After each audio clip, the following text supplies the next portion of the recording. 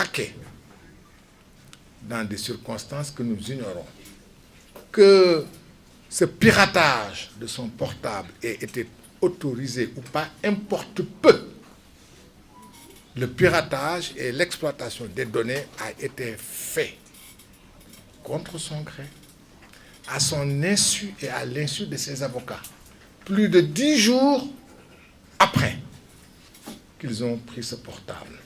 Qu'est-ce qu'ils en ont fait? Qu'est-ce qu'ils y ont mis? Qu'est-ce qu'ils y ont retranché? Nul ne le sait. Parce que cela correspond à une perquisition. Tout le monde sait qu'une perquisition ne peut se faire. La perquisition peut se faire sur décision de justice, sans avis, accord du propriétaire, mais nécessairement en sa présence, ou en la présence de personnes désignées, ou en la présence de ses avocats. Donc, perquisitionner le téléphone de quelqu'un, sans son avis, sans la présence de ses avocats, est une violation manifeste de ses droits. Plus grave, lorsque c'est le ministre de la Justice, garde des Sceaux lui-même, qui commet cette forfaiture, nous sommes en droit de nous révolter et de dénoncer un acte absolument inacceptable. Ce n'est pas le comportement d'un ministre. Ce n'est surtout pas le comportement d'un ministre de la Justice. Je rappelle que lors de son installation, et c'est important, le ministre de la Justice a dit qu'elle rend la justice. Je lui rappelle qu'elle ne rend pas la justice. Elle ne peut pas rendre la justice. La justice est rendue par le pouvoir judiciaire, par les magistrats. Le ministre de la Justice demande la levée de son immunité parlementaire sur des bases farfelues. Corruption, de qui, de quoi, sur quelle base? Nos confrères qui sont ici vous expliqueront. En violant le secret de ses correspondances avec ses avocats, quel que soit le moyen utilisé pour communiquer avec ses avocats, la communication entre quelqu'un et ses avocats, un inculpé et ses avocats, cette communication est couverte par le secret professionnel. Nul n'a le droit d'y accéder. Nul, je dis bien nul, n'a le droit d'y accéder. Parce que c'est le secret professionnel. Le ministre de la Justice a accès à des secrets professionnels, a violé des secrets professionnels et a publié des secrets professionnels. Il l'a fait, elle l'a fait. Un scandale. Le ministre de la Justice dit qu'il y a eu partage, publication d'images inappropriées, obscènes. Cela veut dire qu'il y a eu accès. J'aurais pu dire qu'elle a regardé, si tant est que ce sont des images obscènes, elle a pu parfaitement s'en délecter, les regarder, les commenter. Et c'était tout à fait privé. Par conséquent, il y a tellement de violations de droits constitutionnels, je dis bien de droits constitutionnels. Ce ne sont pas simplement des droits comme ça et des libertés, c'est des droits constitutionnels qui ont été violés. C'est sur cette base que l'on demande la levée de son immunité parlementaire. Étant entendu, sur cette question, je termine par là avant de revenir rapidement faire un résumé en Wolof. Farba Ngom est député. Jusqu'au moment où je parle, il est député. Il est couvert par l'immunité parlementaire. Son immunité a été levée une fois pour des faits précis. Parce que la levée de l'immunité, elle est spéciale. C'est juste pour des faits. Pour ces faits, il a été inculpé. En dehors de ces faits, on ne peut plus porter atteinte à ses droits sans porter atteinte à ses droits de député. Il a été extrait de prison, poursuivi, interrogé, arrêté, gardé à vue et déféré, en violation de son immunité parlementaire. C'est une fois que c'est fait, que la violation est flagrante, que la levée de son immunité est demandée. C'est totalement inacceptable et j'espère que les députés à l'Assemblée nationale sauront et tiendront compte du fait que l'immunité parlementaire, elle n'est pas faite pour protéger une personne dénommée, elle est faite pour protéger la personne même du député, qui est un représentant du peuple. On ne peut pas, j'allais dire, prendre un représentant du peuple, l'arrêter, le garder à vue et le déférer. C'est une impossibilité absolue, sauf dans des cas limitativement prévus. Et on n'est pas dans ces cas. Donc le faire, objectivement, du point de vue technique, le faire correspond également à une forfaiture. Et les députés devront bien garder ça en mémoire pour demain. Ceci dit, rapidement, avant de passer la parole à mes confrères, je vais très rapidement et très brièvement faire un léger résumé en wolof. Tey li ñu fi indi lii mooy mbirum Farba waaye laata ñu ciy àgg bëggoon nañu quand même ay tiis yu ñu dal suñu xarit suñu rakk suñu soppee Georges Diop dafa génn àdduna ci lu ñu bett mu doon journaliste bu ñu ràññee bu xarañ bu mën li mu doon def nekkoon ci groupe Futurs Médias ñuy jaale fi mu bokk ci organam ñuy jaale journaliste yëpp ak technicien communication yi ñuy jaale it ay mbokkam di ñaan yàlla mi nga xam moo yore lépp yàlla na yàlla oyofal suuf ci kawam it ñun ñi fi nekk ñëpp ñun ay borom kër lañu am nañu ay doom yuy jàng am nañu ci am sët sama classe gi am nañu ci ay sët suñu yëgee ne xale yi doon jàng nekk université am na koo xam dañ ko ci dóor yu metti parce que nit ku ñu dóor ku ànd ak wér gu yaramam ku dara dalul ku amul laagu ku amul dara ñu dóor ko ba mu faatu dóor yi metti na lool naa ci wax dara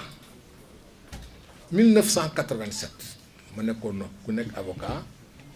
yooyu jamono Macky Sall étudiant la woon Iba Der Thiam nekkoon ministre de l'éducation loolu lay étudiants yi di woowee jeudi noir ba mu amee étudiants yi man la ñu jël avocat ma dem tribunal bi ma demee tribunal dafa wax ne état moo tooñ dafa am faute ndax service d'ordre bi la ñu def dafa ëpp dayoo dafa weesu lañ doon def la leen waroon moo doon indi kaaraange ci restaurant yi tribunalu Dakar wax ne indi kaaraange ak moytu restaurant bokku ci nga jël fital di ko dóor étudiant parce que loolu bokkul ci kaaraange nga dugg ci néegu étudiant toj lavabo bokkul ci kaaraange nga dugg néegu étudiant xotti ay kuuram bokkul ci kaaraange nga fekk nit ku toog nga dóor ko loolu su amee ñaar moo ci am loolu la tribunal wax état day responsable ñaka def dañuy responsable état nag mooy état kon loolu aussi su amee ba ñu am ku ci faatu dinañu ko naqarlu mu metti ñu lool su wéyee nag ñu jaale ki nga xam ne kii ay waajuram dañu amoon yaakaar lool ci moom ndax ku am sab doom ñun ci suñu aada suñuy doom mooy suñu à la traite sa doom nga yaakaar soo demee ba mënatoo walla nga amoo li nga mën sa doom jàppale la ba mu tekki nga ànd ak dal kon day metti loolu dal leen kon ñu ngi jaale étudiants yi étudiants faculté de médecine et de pharmacie étudiants université étudiants Sénégal gi yëpp ñuy jaale it ay mbokkam loolu nag bi mu wéyee may wax ne li ñu fi indi mbirum Farba la yëg ngeen ko yàgg nañ ko wax ne suñu àggee ca cëppaa ndaw ga Farba dee su ko mënal dara sañ ca àggee dañ naan deful tus bàyyi ko rekk ci war ñu doon naqarlu yooyu jamono ñu toog lu yàgg kenn laaju ko bañ ci ak saa ñu laaj ko dafa indi ay tontu yu leer ka mu àndaloon ñu bokk leen téye muy Tahirou Sarr ñu laaj ko dërëm buñ ko tuumaal dërëm bu ci nekk mu indi ay firnde wax ne dërëm bi fu mu ko jëlee leer na ba mu defee ka doon saytu ko attekat ba ka daan saytu ne lii de leer na mën nañu wax ne ñii kat la ñuy seen weddi seen lay yi ñuy lay ak seen weddi bi am na fu mu tegu kon bàyyi nañ leen looloo tax ñu bàyyi leen bañ leen bàyyee ministre de la justice ne d'accord nañu bàyyi Tahirou ñu ci loolu mu di ñu ci am bànneex ñu ñëpp bàyyi d'accord ñu bàyyi Farba loolu dinañ ci waxaat ba loolu wéyee ñu yaakaar ne Farba waroon nañ ko mën a bàyyiwuñ ko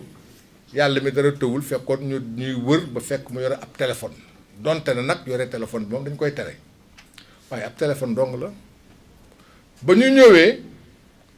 ñu gis téléphone bi téye téléphone bi presque fukki fan bañ ko téyee waxuñu ci kenn dara xamuñu luñ ci def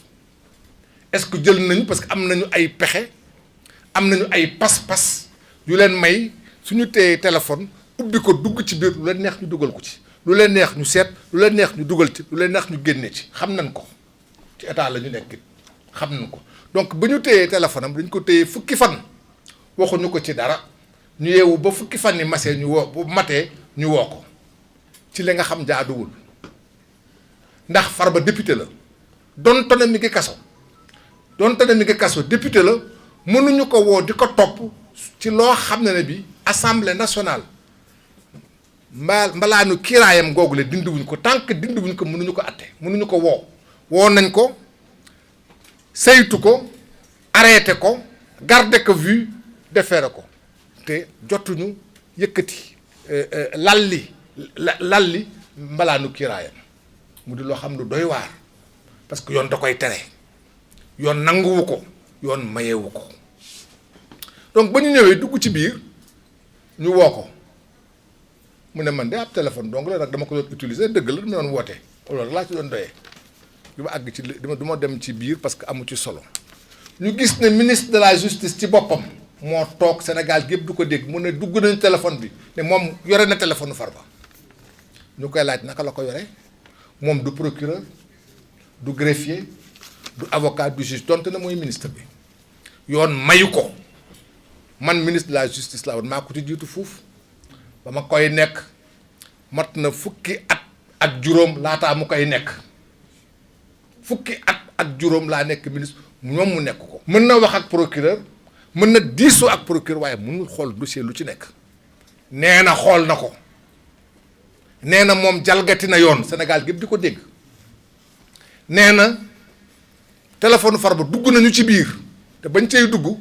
ba ñu laajee Farba ne mayuma leen ngeen dugg ci sama téléphone donc dañ ko sàcc loolooy sàcc dugg ci biir lañ fa def ñoom rek ko xam est-ce que ñoo ko ci dugal est-ce que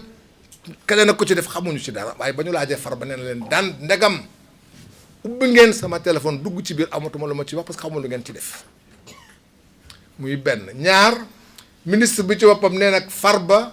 gis na muy wax ak ay avocat am lu ci yoram avocat ak client am amul nit ci àdduna bu yoon may nga dugg ci seen waxtaan ak koo mënti doon ak foo mënti toll ak maqaama boo mënti am yoon mayu la ko ministre bi kon jalgati na yoon jalgati na ko ba pare loolu yëpp bu mu amee ñu taxaw ne léegi dañuy dem dindi malaanu kiiraayam may wax rek gàttal député yi seen kiiraay du député diw wala député diw